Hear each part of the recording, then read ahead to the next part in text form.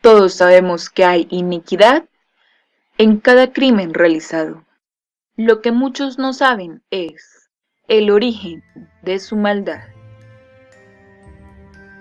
Experiencias negativas de la infancia pueden destruir células cerebrales y afectar el desarrollo emocional. Desde el nacimiento hasta los 20 años de edad, el cerebro es muy sensible. La experiencia durante ese tiempo es clave para el desarrollo del cerebro siendo adulto. La socialización comienza al nacer mediante el contacto humano. El aislamiento a corta edad puede ser destructivo emocionalmente. 3. Perfiles psicológicos de las mentes más malvadas. Número 3. Fyodor Kaczynski. Ted Kaczynski fue el criminal más difícil de capturar en el siglo XX. Niño prodigio, de mayor Kaczynski utilizó su inteligencia para aterrorizar a los estadounidenses durante 2 décadas. Era el asesino más buscado y temido del país, conocido como una bomber. Chicago, 1942. Ted Kaczynski, de 9 meses de edad, fue llevado a un hospital por una erupción cutánea grave. Los médicos lo ataron a la cama para evitar que se tocara las heridas. Durante un mes, el bebé estuvo aislado sin contacto con sus padres. Según su madre, Ted no volvió a ser el mismo. Se volvió tímido, torpe y apático.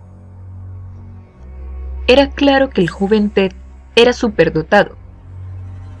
A los 10 años, Kaczynski sacó un coeficiente intelectual de 170. Los genios suelen pasar de 140. Fue académicamente precoz y se sumergió en los estudios, pero algo no iba bien. Kaczynski se encerraba en sí mismo, pasaba mucho tiempo solo y mostraba agresividad hacia sus compañeros. En 1958, con 16 años, Kaczynski se matriculó en Harvard. Ahí se presentó para un dudoso experimento psicológico. Para el proyecto se eligieron marginados sociales inteligentes.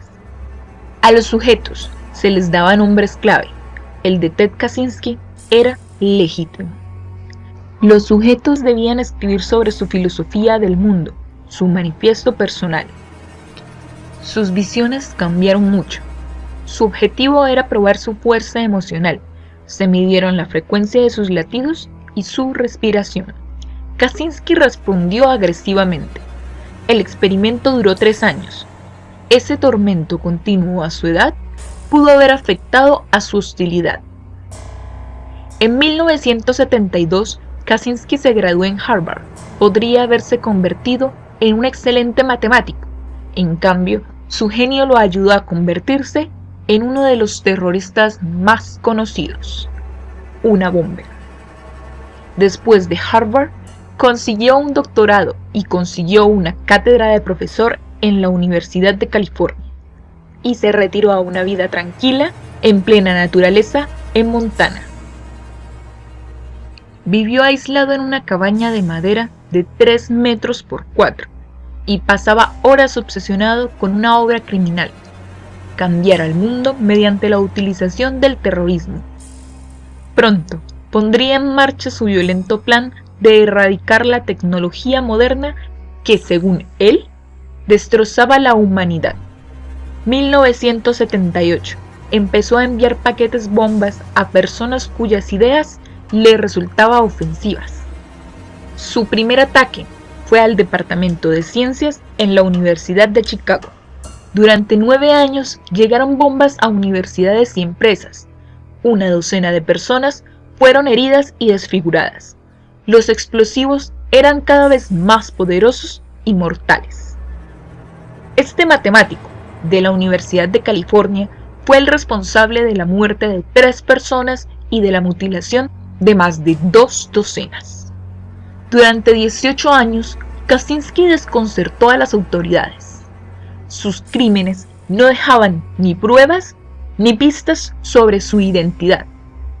Kaczynski escribió un manifiesto personal de 65 páginas para que el mundo lo entendiera, que comenzaba así: la revolución industrial y sus consecuencias han sido un desastre para la raza humana. Criticaba todo lo que él era. Él mismo fue científico y deseaba poder. Aislado toda su vida, estaba enfadado con un mundo que no lo aceptaba.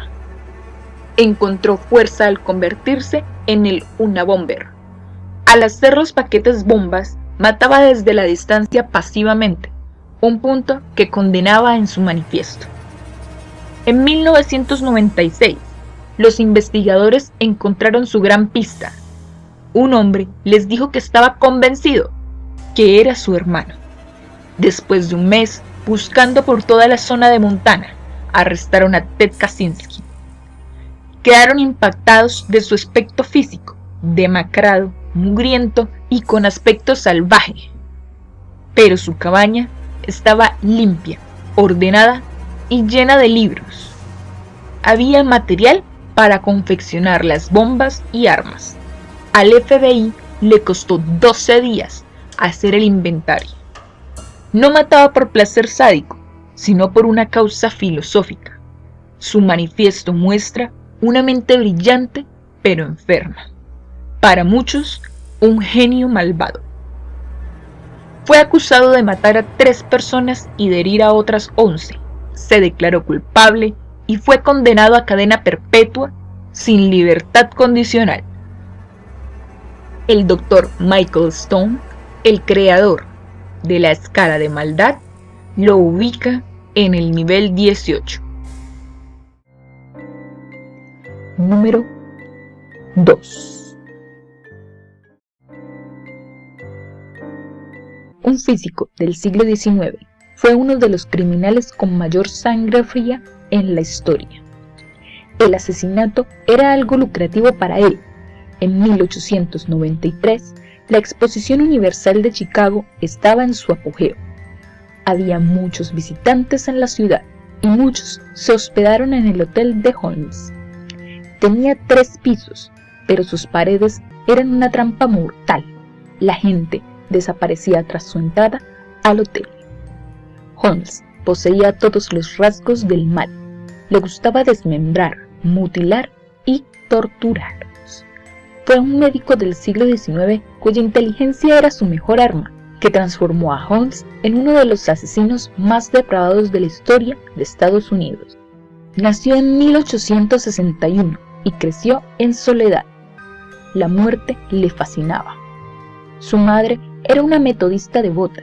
Le leía la Biblia cada día, inculcándole obsesivas ideas sobre el bien y el mal. Su padre era alcohólico. El niño intentaba evadirse sumergiéndose en los estudios y recogiendo macabros objetos. Era un estudiante excepcional, pero de alguna manera su mente tendía a cosas morbosas. A los 16 años, Holmes se graduó en el instituto. Poco después estudió medicina, donde demostró una extraordinaria habilidad en la disección. También consiguió ganar dinero con los cadáveres de la universidad. Contrataba seguros de vida, se ponía él como beneficiario y presentaba los cadáveres como fallecidos. Durante los siguientes 17 años, sus crímenes pasaron al asesinato. En 1893 era un joven doctor con éxito y tenía un edificio con una farmacia, tiendas y un hotel de 71 habitaciones. Los vecinos lo llamaban el médico rico, pero algunos de los trabajadores y huéspedes del hotel empezaron a desaparecer.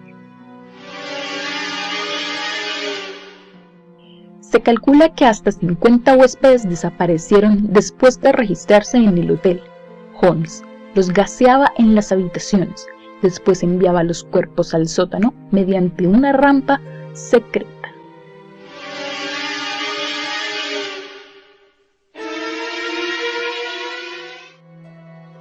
En el sótano de su casa de los horrores, Holmes realizaba actos abominables. Después, con sus habilidades quirúrgicas, diseccionaba los cuerpos, metía las partes en botes con ácido en calderas. A veces limpiaba los huesos y los unía para modelos de esqueletos que vendía a las facultades de medicina. El dinero era la principal motivación de Holmes. No solo vendía modelos de esqueletos, sino que continuaba sus estafas con los seguros utilizando cuerpos de las víctimas en lugar de los cadáveres de la facultad. Pero cuando la exposición acabó, la gente sospechó de las actividades de su hotel. Holmes huyó de Chicago, viajó por los Estados Unidos cometiendo más fraudes y asesinatos. Un investigador contratado por una de las aseguradoras lo siguió y consiguió que lo arrestaran.